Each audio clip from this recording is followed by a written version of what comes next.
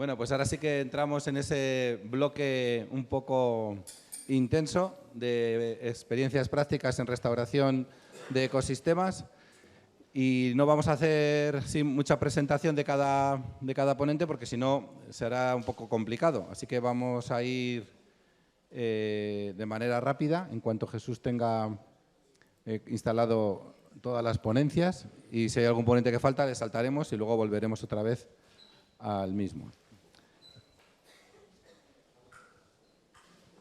Bueno, en este primer bloque que hablaremos de tierras agrícolas, páramos y estepas, estará Fundación Savia con Antonio Aguilera, Julio Majadas de Fundación Entretantos, la Diputación de Ávila y Eduardo Galante hablándonos del manejo de insectos para la restauración y conservación de hábitats, más o menos en ese orden. Así que Antonio Aguilera, que he visto por ahí.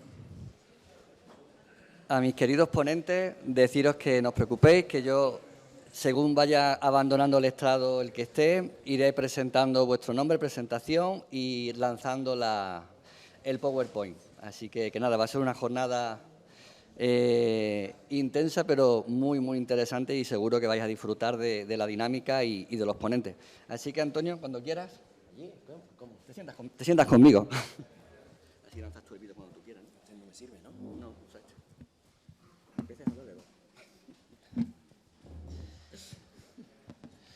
Muy bien, buenos días.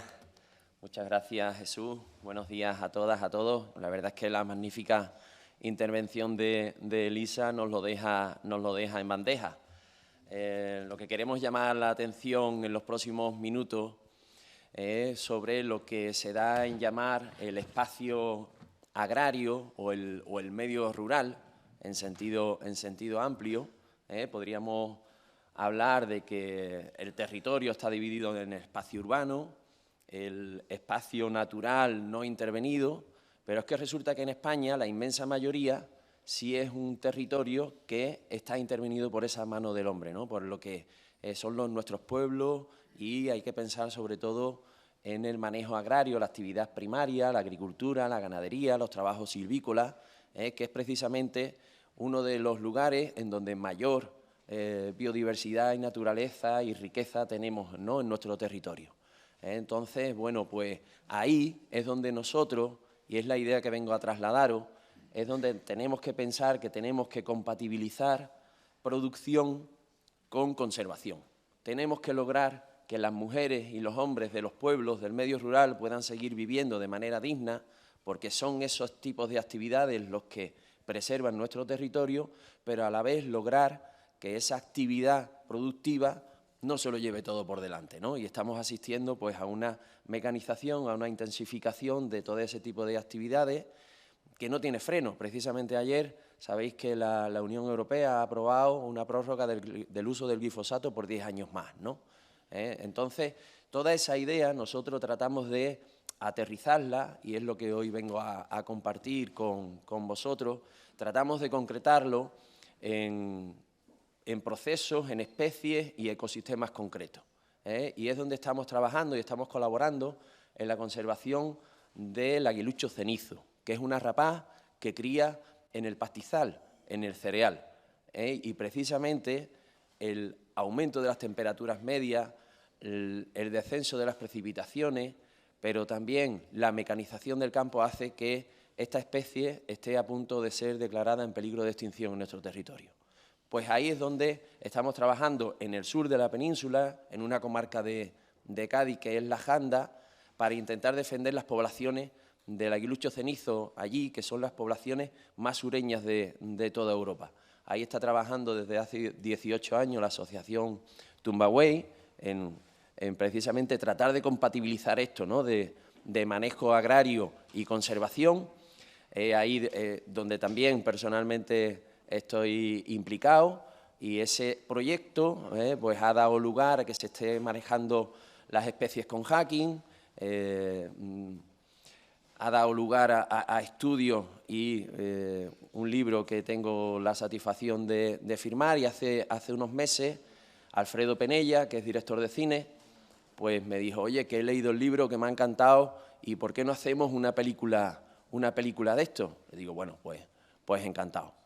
Y hoy lo que venimos, y yo creo que es el foro idóneo, es a compartir en primicia un avance de la película que estamos haciendo y esta idea que os comparto, pues vamos a verlo si os parece en ese avance de la película, donde yo creo que sí que se refleja precisamente esta disyuntiva, ¿no?, de cómo logramos mantener la agricultura y a la vez pues la riqueza natural que tenemos en ella.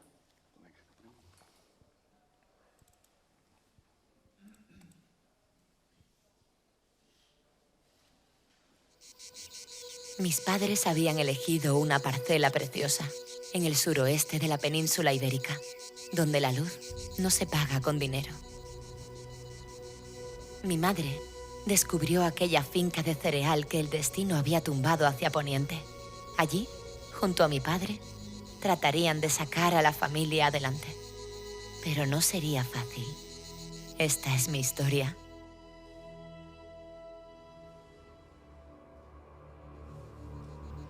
Mi aún no estrenada existencia estaba rodeada de amenazas. Las cigüeñas batían los campos en busca de alimentos, demasiado cerca de nuestro nido. Mis padres no estaban dispuestos a permitirlo. Milanos negros.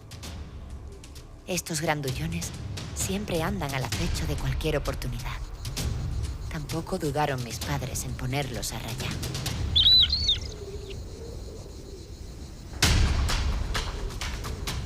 Amenazas naturales a las que nos enfrentamos la mayoría de las aves esteparias que sobrevivimos por estos lares. Pero por desgracia, hay otra amenaza aún mayor y mucho peor.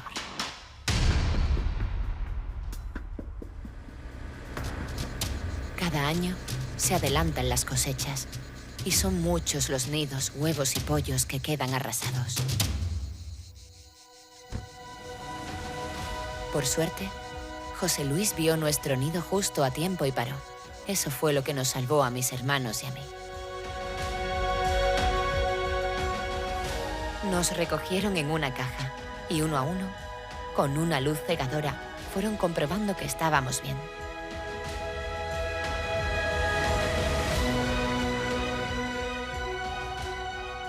Lo conseguimos. Nacimos los tres en el Centro de Recuperación de Especies Amenazadas, el CREA, donde nos cuidaron y nos hicieron crecer sanos en los primeros días de vida. Eso sí, nos hicieron todo tipo de perrerías. Patas abajo, patas arriba, ahora una anilla. El tiempo pasó rápido y un día nos llevaron a Tahivilla, Cádiz. Entró una mano en la caja. Me aprisionó. No me dejó opciones. Un fogonazo de luz me dejó aturdida. Mis nuevos padres adoptivos me inmovilizaron. Me tiraron de las alas.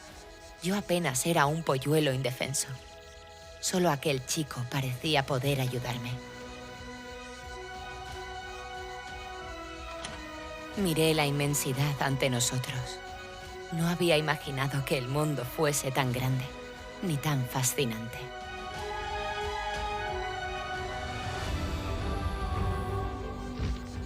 El tiempo que estuvimos en el cajón, fuimos cogiendo peso y nuestro plumaje fue cambiando.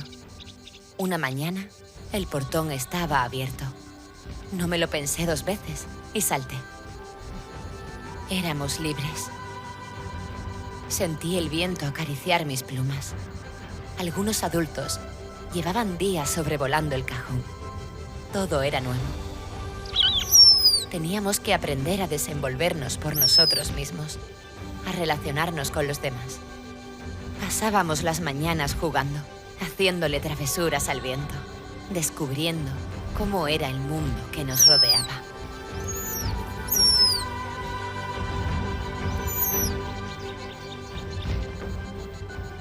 También aprendimos a cazar, a buscar nuestra propia comida. Escuchaba en mis adentros la llamada del sur, cautivadora, imparable, la llamada de la migración. Fue entonces cuando comenzó mi verdadera vida de aguilucha.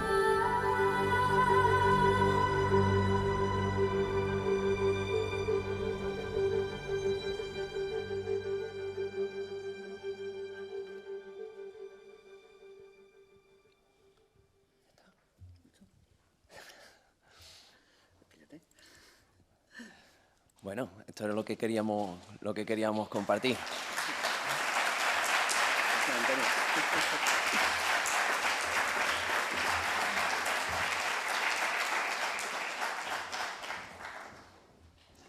Bueno, pues invito a subir a Julio Majadas, de la Fundación Entre Tantos, para que nos haga su presentación Naturaleza Pastoreada.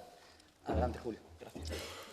Hola, pues muchas gracias por invitarme. ¿Puedes un poquito de agua, por favor? Claro. ¿Me pones el tiempo? Sí, sí. Puedes ir charlando. Después de estas 2 sesiones con Elisa y con esta película tan bonita, la verdad es que me deja las cosas difíciles.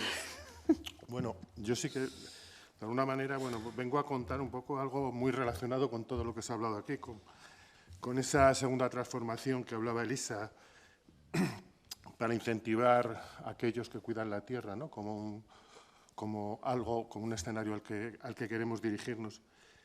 Y bueno, pues en este caso me voy a centrar sobre todo en el tema de la ganadería.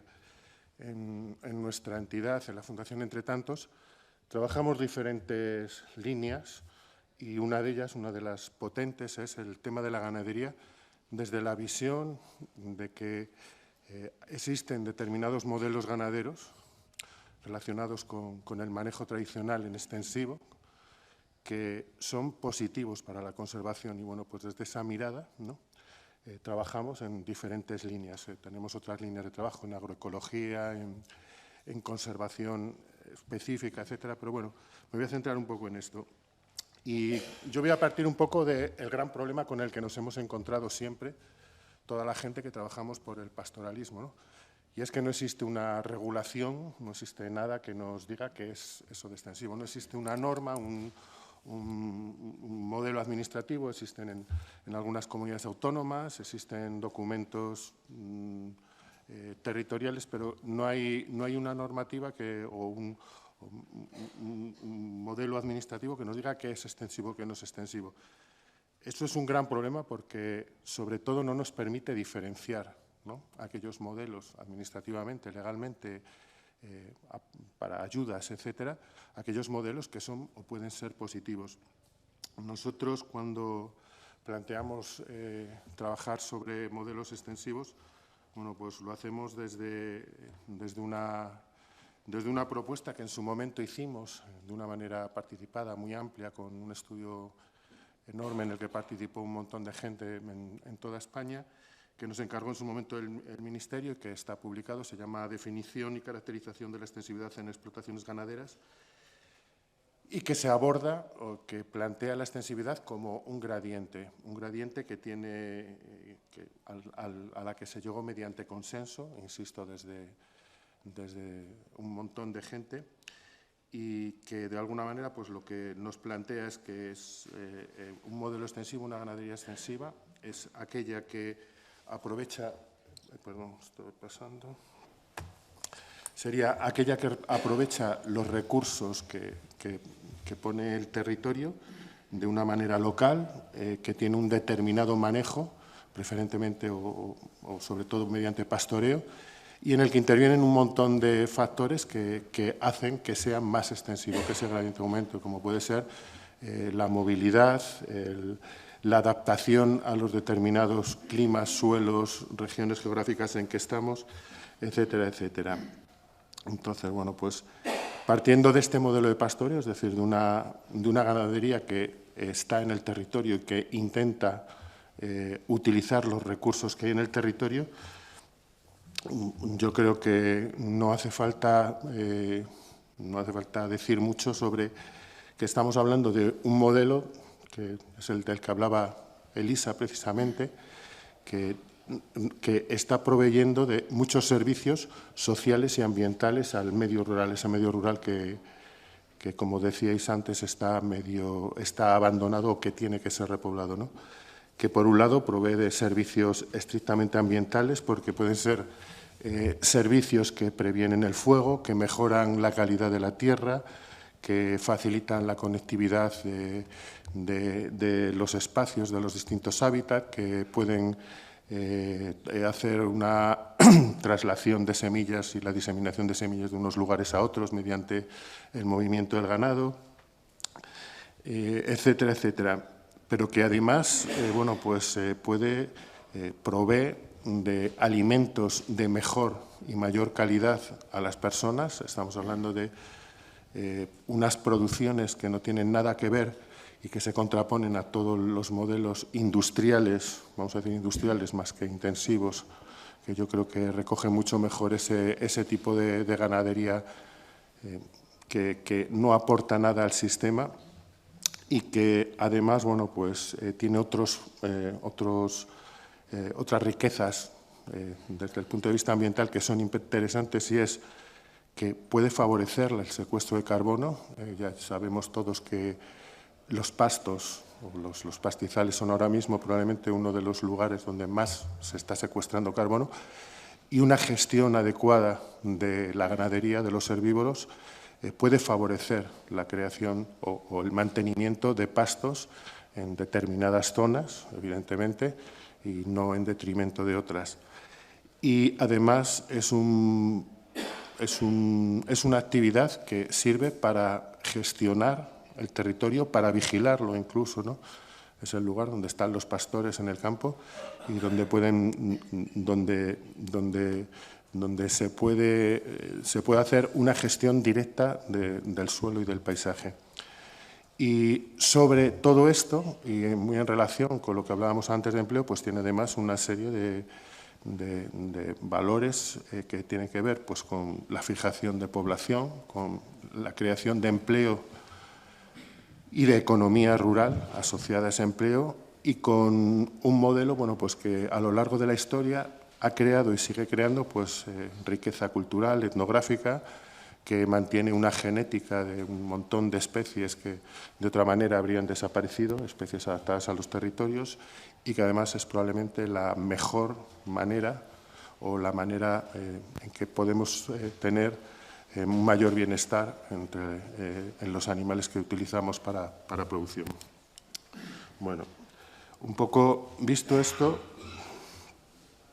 bueno, ya dejo aquí esta...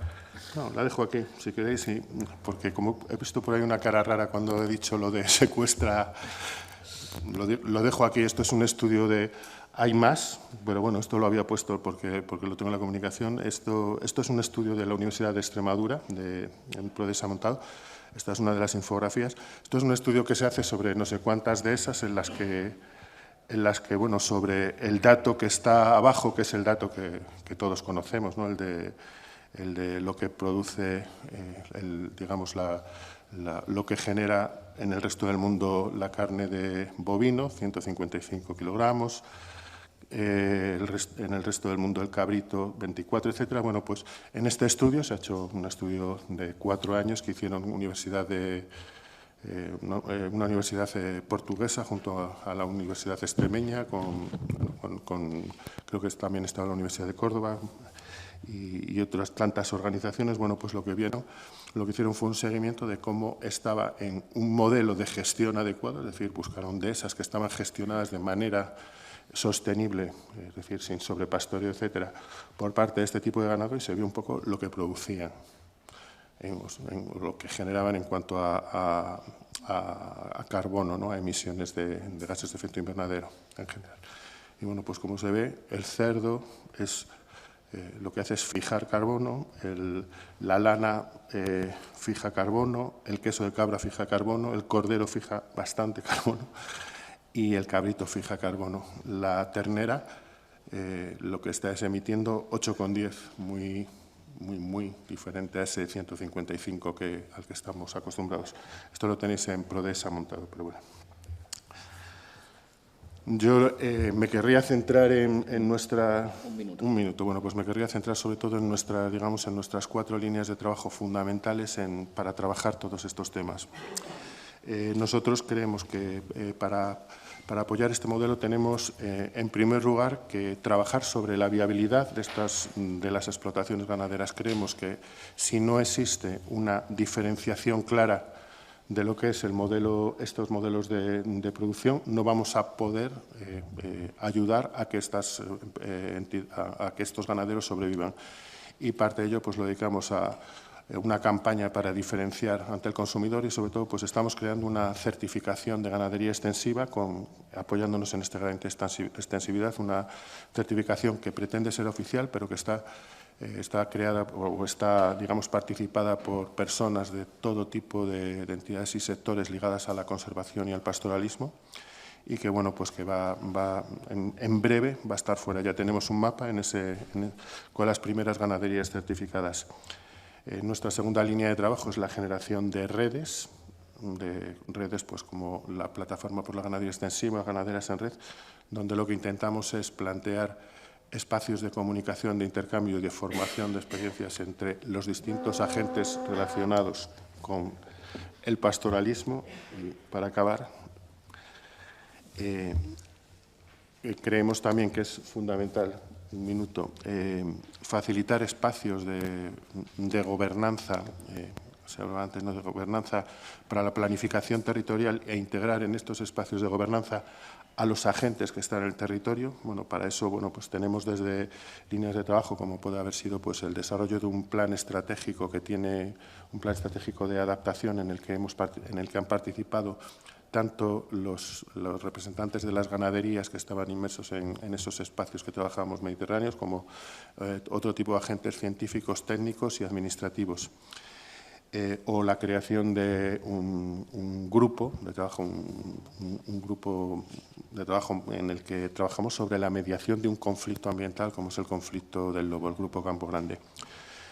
Y también creemos, bueno, pues que es fundamental que todo lo que se haga, y esto es como la base, lo hagamos desde una investigación y un diagnóstico que no incluye solo lo que ocurre en el territorio desde el punto de vista ambiental, y nos interesa y partimos siempre de los aspectos sociales y del diagnóstico social.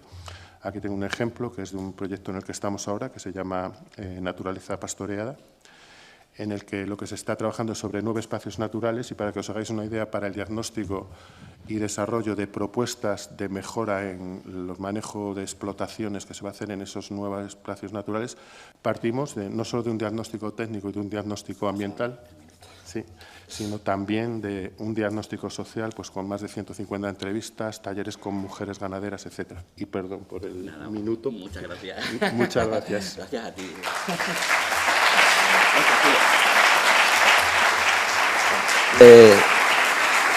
Le doy las gracias a Julio y voy invitando a Enrique Fernández, que viene de la Diputación de Ávila, hablando de propuestas y medidas de adecuación de redes eléctricas para la defensa de la avifauna. Así que voy cargando.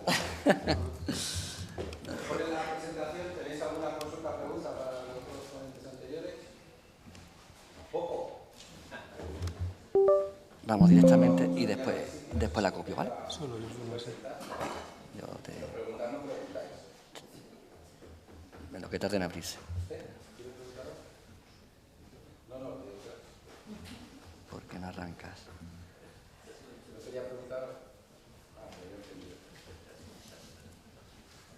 No, espérate a ver si me deja copiarla por lo menos. Y desde aquí le es más fácil. Bueno, mientras tanto me presento. Soy Enrique Fernández de Llamor, técnico superior de Medio Ambiente de Diputación de Ávila y jefe del Servicio de Desarrollo Rural. En la actualidad soy biólogo. ¿Cuánto tiempo? Y empieza. Joder, con el cronómetro y todo, ¿eh? Bueno, para empezar rápidamente, todos sabéis que el problema de las electrocuciones y las muertes de aves protegidas y todo tipo de animales en las redes de suministro de energía eléctrica es un problema global y en aumento, un problema grandísimo en el que alrededor de 1 millón de aves mueren al año en España, 2.740 aves al día, a razón de una ave cada 30 segundos. Comparamos normalmente esto nosotros con un cepo lobero, un cepo lobero 3.0, ¿no? Sería un cepo lobero 24 horas al día, 7 días a la semana, 365 días al año activo, que nosotros los humanos hemos colocado ahí arriba, pues intentando salvaguardar nuestra salud. La corriente va por arriba, pero es que por arriba van estos animales excepcionales que no saben dónde están y utilizan esos apoyos como posaderos, etcétera. En pleno siglo XXI todavía no hemos encontrado un diseño que haga imposible la electrocución de las aves en los apoyos.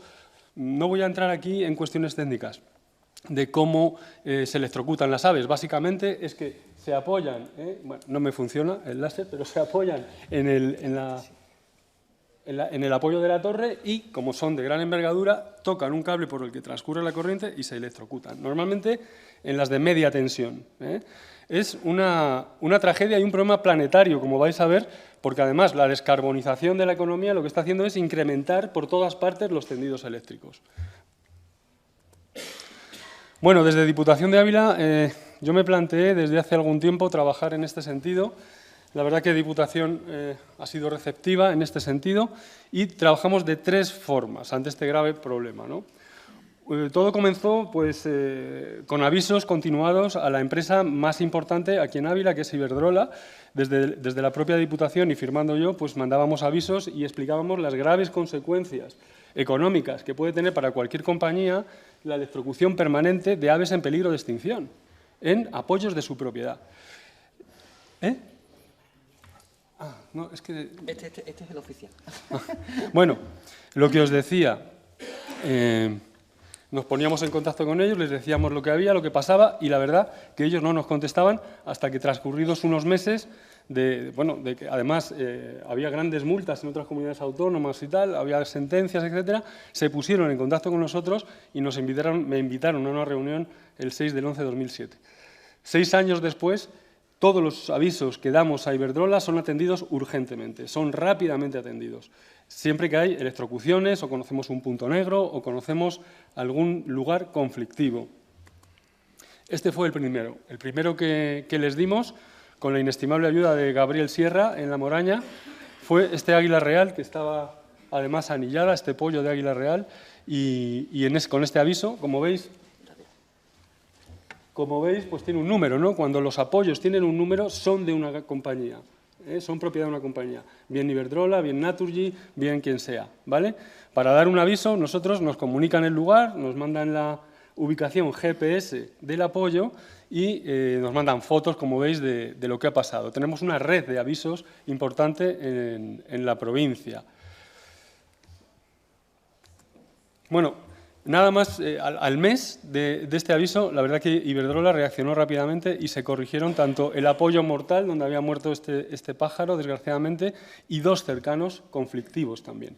Desde que estamos colaborando, lo que hemos observado es que no solo corrigen el apoyo en el que ha ocurrido el accidente o el punto negro, sino que corrigen parte de la línea. Ahora os diré el resultado. Hemos creado una red de avisos con el curso de ornitología que desde 2015 hacemos en Diputación de Ávila. 2 fines de semana pues, recorremos la provincia con alumnos de todas partes y muchos son de la provincia. Ya tenemos alrededor de 350 alumnos y hay una red de comunicación de todas estas cuestiones. Hay también agricultores, hay gente amantes de la naturaleza, gente de las setas, gente de todo tipo que encuentra un pájaro en un sitio y nos avisa. Y nosotros hacemos de correa de transmisión, en este caso, con Iberdrola. Este es otro típico aviso de un agricultor. Ha encontrado un pájaro, ahí lo veis, un águila imperial joven, electrocutada. Nos pasa, le pedimos el número y le pedimos la ubicación y rápidamente Iberdrola actúa. Bueno, desde noviembre de 2017 esta colaboración se ha traducido en el 30% de los apoyos de Iberdrola corregidos en la provincia. Si vais por la provincia veréis esas cuestiones rojas que se ven, esos aislantes, etcétera, y veréis que hemos en total corregido 7.200 apoyos, muchos de ellos puntos negros. Como veis, todos los números positivos los pongo en verde y un poco más grandes, porque hay mucho número. Algunas líneas directamente han dejado de existir. Los que sois de aquí de Ávila os acordaréis de esta línea que recorría el Soto, iba hacia el Cocedero y aquí encontré yo este cernícalo electrocutado. Bueno, pues esta línea directamente ha desaparecido. Han dado servicio a ese restaurante a través de otra línea, más moderna. El tema es que tenemos cantidad de apoyos obsoletos. No sé qué ha pasado aquí. ¿Qué pasa? Sí, apoyos obsoletos con puentes flojos. Esto de los puentes flojos es que llevan ¿veis? Ahí hay un Milano, real o negro, y ahí está la corriente y el apoyo. Está al borde de la muerte, ese Milano. Esto lo vi yo en bicicleta de montaña y dando un paseo lo avisamos y han corregido toda la línea Iberdrola, ¿vale? No ocurre lo mismo con Adif.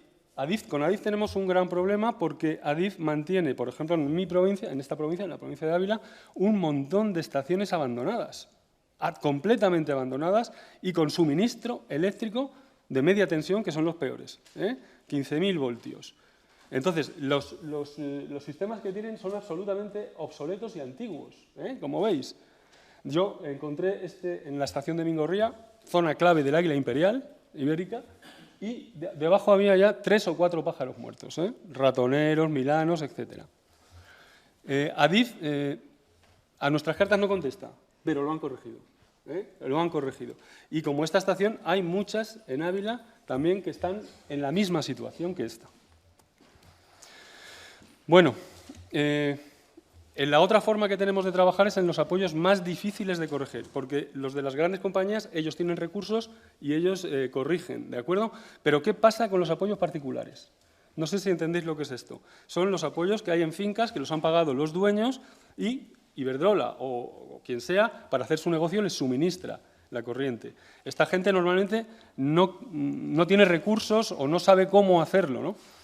Pues yo, a través de la subvención de voluntariado ambiental de Diputación Provincial de Ávila, he incluido, dentro de los 44 supuestos de proyectos ambientales, la corrección de los apoyos particulares, entendiendo a la fauna como bien público.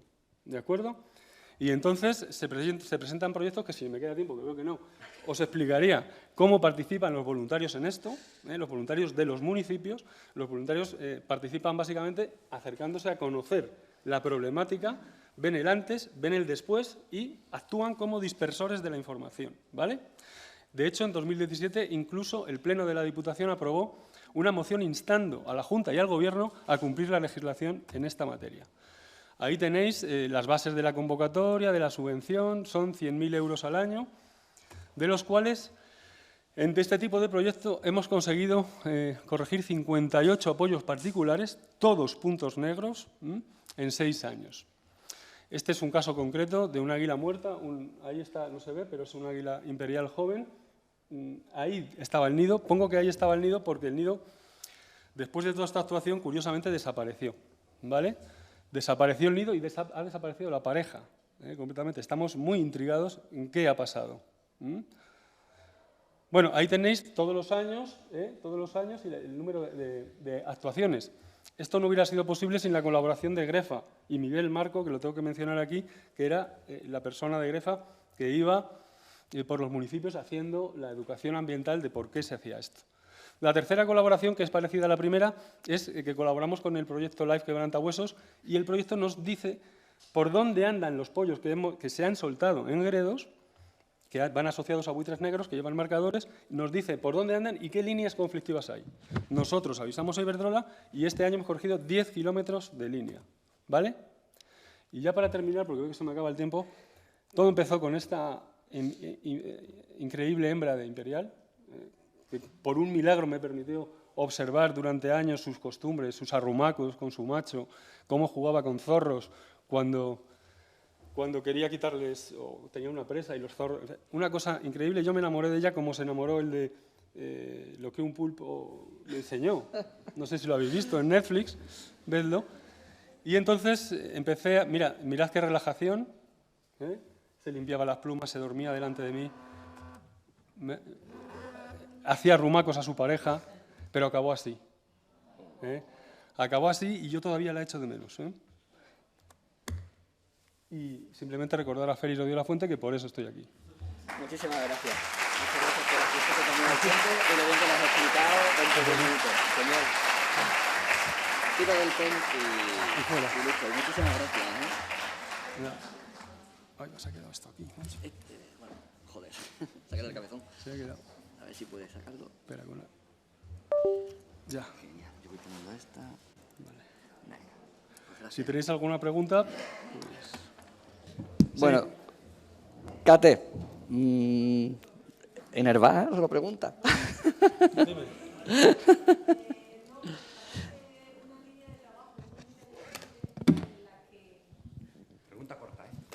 Me parece...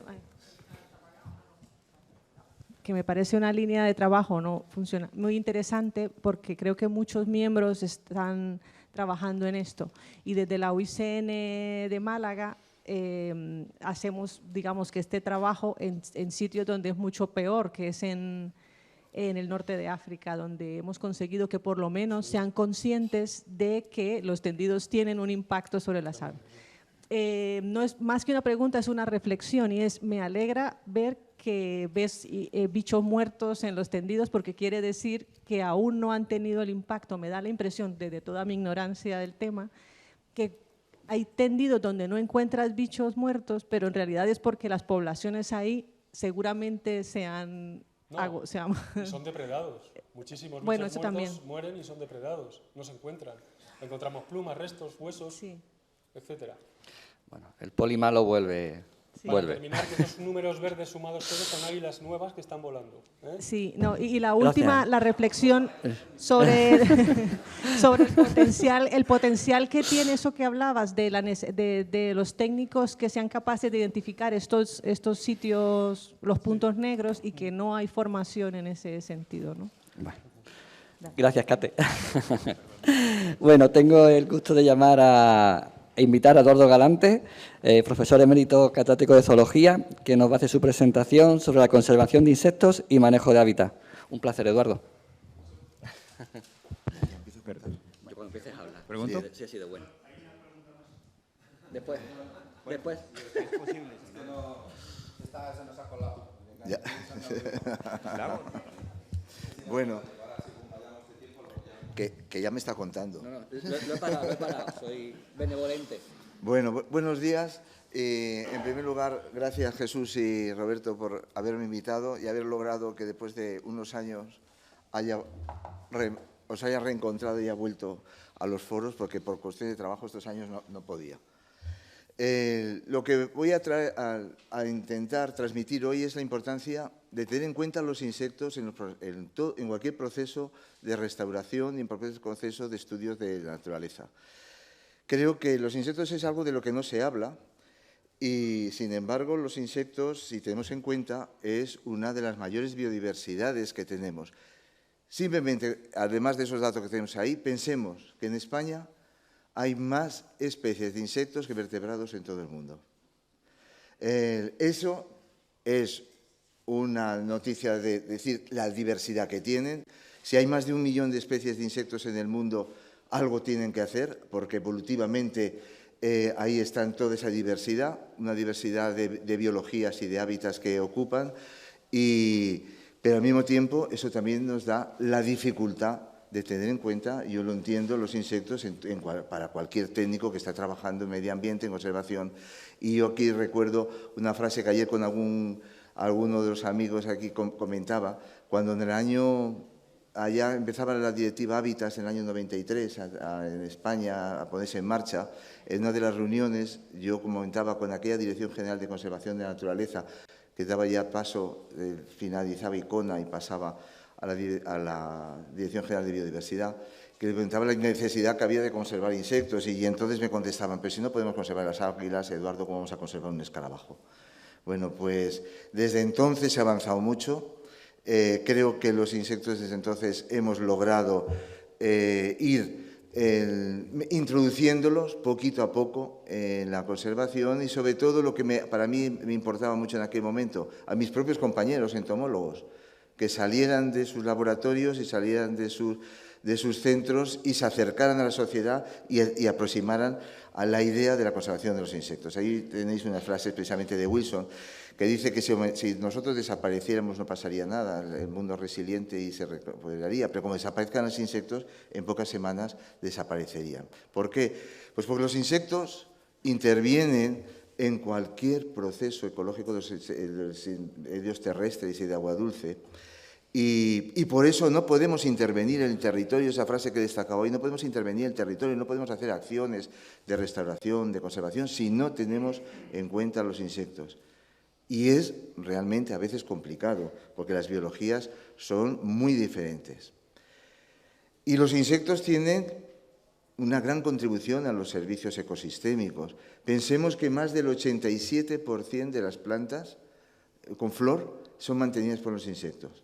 No habría frutos silvestres, ni habría diversidad de flora silvestre, ni tendríamos producción de frutos si no hubiera insectos. Os doy un dato.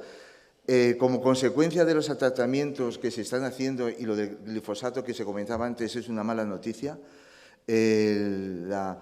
con consecuencia, por ejemplo, de la xylella, no sé si habéis oído hablar de la xylella, que está afectando a numerosos, en la zona del Mediterráneo, sobre todo olivos, algarrobos, almendros. Es una bacteria que va destruyendo y lo transmite una pequeña cigarrita. Bien, pues con métodos culturales se podría controlar, pero es más fácil, y nos lo decían antes en el tema de la economía, es más fácil aplicar gran maquinaria para deshacer los árboles, para levantar los árboles, y así hay mucho empleo. Hay mucho empleo y hay mucha maquinaria nueva que se está desarrollando gracias a eso.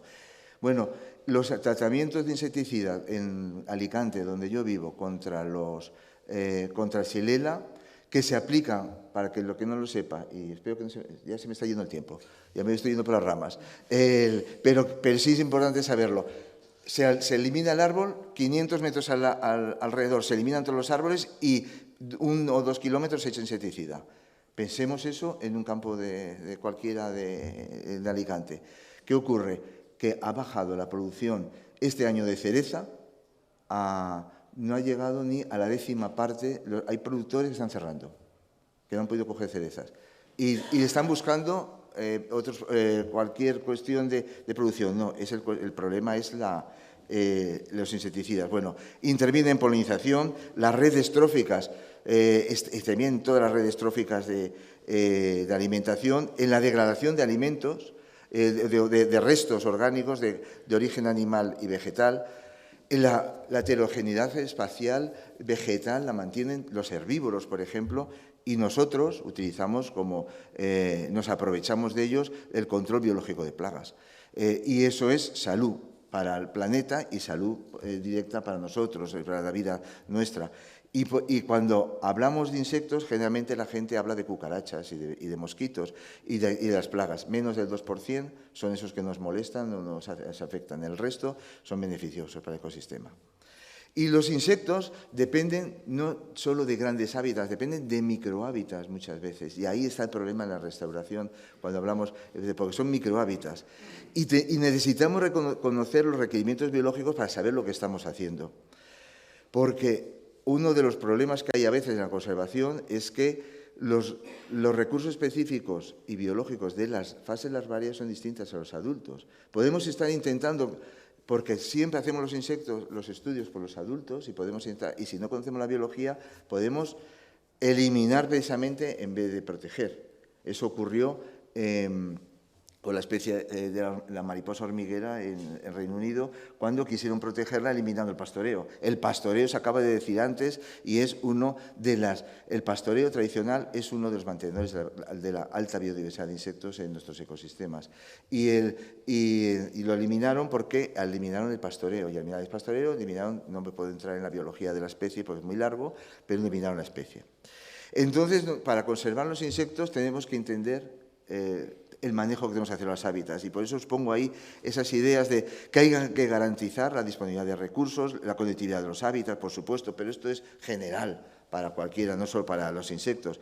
Es muy importante el paisaje heterogéneo y multifuncional. Es decir, esos paisajes tradicionales, rurales, heterogéneos, donde hay pastizales, sotos de ribera, hay manchas de restos de bosque, hay bosques manejados, hay zonas de huerta, esos son importantísimos para mantener la biodiversidad de los insectos. Cuando eso desaparece, cuando nos creemos y algunas bien intencionadas proyectos dicen es que vamos a recuperar ya el mundo natural que había casi en el Pleistoceno y eso está homogeneizando y empobreciendo el medio. Y por eso es muy importante los espacios culturales, es decir, la España rural. Las actividades agropecuarias tradicionales y los insectos, por lo tanto, deberíamos de introducirlos en los programas de conservación y promover la custodia del territorio basada en los insectos. El medio rural, como os decía, es un medio dinámico, heterogéneo y que mantiene una rica diversidad entomológica.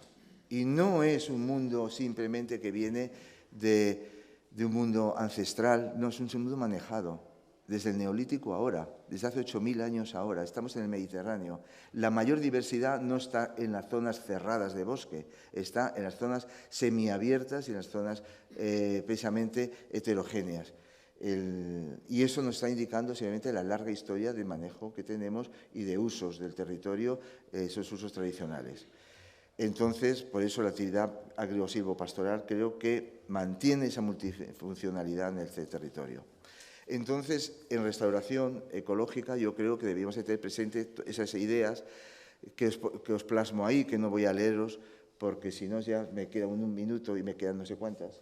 Pero sí decir que me he encontrado que menos del 12% de la literatura existente analiza posteriormente a un proceso de restauración que ha ocurrido con la fauna.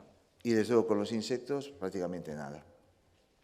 Os pongo dos ejemplos muy rápidos de dos medios que a veces ni los consideramos y que esto es una dehesa donde vemos la multifuncionalidad de la dehesa y la riqueza que mantiene una dehesa. Y se mantiene una dehesa porque es un sistema pastoreado, un sistema manejado, un sistema que está en constante cambio, porque los herbívoros lo mantienen en constante cambio. O sea, es un ecosistema no tranquilo, podríamos decir. Y ahí hay una fauna muy importante, con una ganadería adaptada a la dehesa. El problema que tenemos actualmente es que debido sobre todo a políticas como las de la PAC, nos han eliminado y han potenciado la producción y los rendimientos económicos sobre la naturaleza. Y entonces han eliminado en razas de vacas, razas tradicionales, sí, tradicionales, y entonces se han sustituido por otras razas que no mantienen igual. Solo hay que pasear por algunas de esas y ver cómo están destrozadas como consecuencia de sobrepastoreo y cambio de ganadería. Y después, un ejemplo de los... A ver si lo encuentra. ¿Me perdonas un minuto?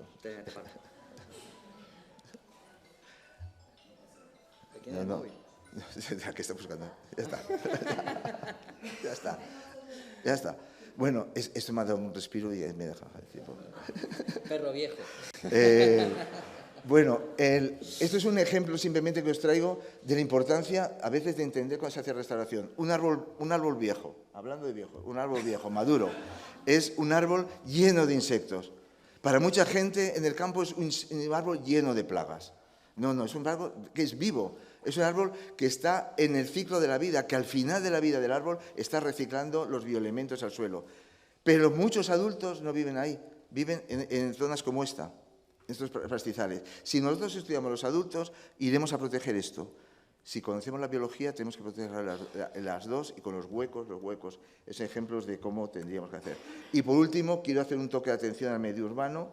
El medio urbano es muy importante también el tenerlo en cuenta. No hay malas hierbas. El problema es que deberíamos de eliminar de nuestro lenguaje lo de malas hierbas. Hay hierbas adventicias, hierbas silvestres que viven donde viven, y si tienen que vivir debajo de los naranjos, tendrán que vivir debajo de los naranjos y no hace falta echar glifosato. No afecta para nada al naranjo, al revés, es una ceremonia de confusión para las plagas. O sea que es una falta de conocimiento científico de lo que están haciendo.